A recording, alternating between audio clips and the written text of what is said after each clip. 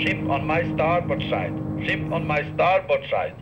This is oil tanker Maria. I'm turning to port. Who was calling and who was he calling to? When will they detect that another ship is turning? Calls like this are not unusual in bad visibility and put every ship's officer within radio range under severe stress until those ships equipped with ARPA radar detect after a few minutes which radar echo is turning and could possibly be the echo of oil tanker Maria.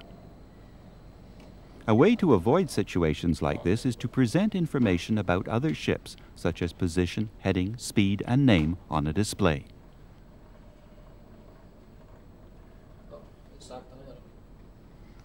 The technology already exists, and it's called AIS, Automatic Identification System.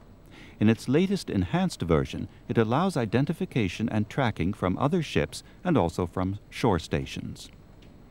A broadcast AIS improves safety and solves the limitations of radar because of its ability to see a ship behind a bend in a channel or behind an island, and to identify it.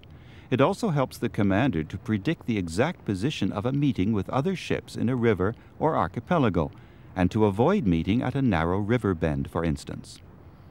Autonomous and continuous AIS means that two or more vessels coming within reach of VHF radio range automatically transmit all the AIS data to each other.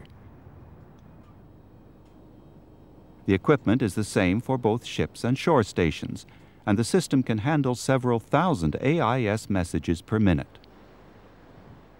The AIS transponder consists of a GPS receiver giving position, speed, and time information to a computer.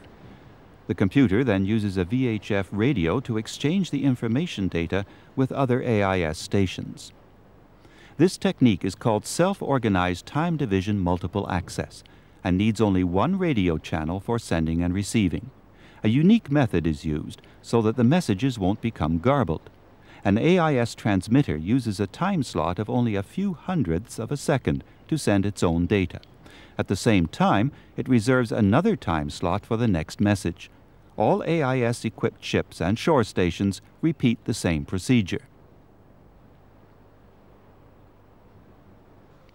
AIS technology, which was partly developed and tested in Sweden, is now an approved international standard. The Swedish coast will be covered by more than 30 shore stations.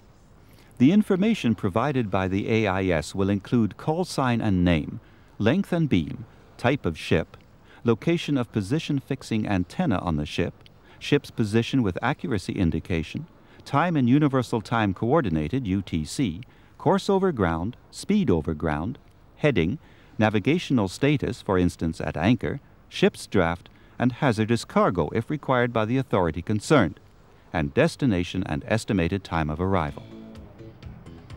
AIS using broadcast techniques and with a high update rate will increase the possibility of detecting the whereabouts of other ships even if they are behind a bend in a canal or river or behind an island. AIS will also solve an inherent problem of all radar by detecting fishing boats and smaller ships fitted with AIS in heavy seas, sea clutter, or heavy rain. Innovative technologies like electronic charts and AIS have a great potential for improving maritime safety in the future. They also make it possible to identify, track, and supervise ships from the shore with much higher and more sustainable accuracy than shore-based radar. The officers of the watch are those who benefit most from an AIS system because it represents a significant improvement in the safety of shipping and navigation.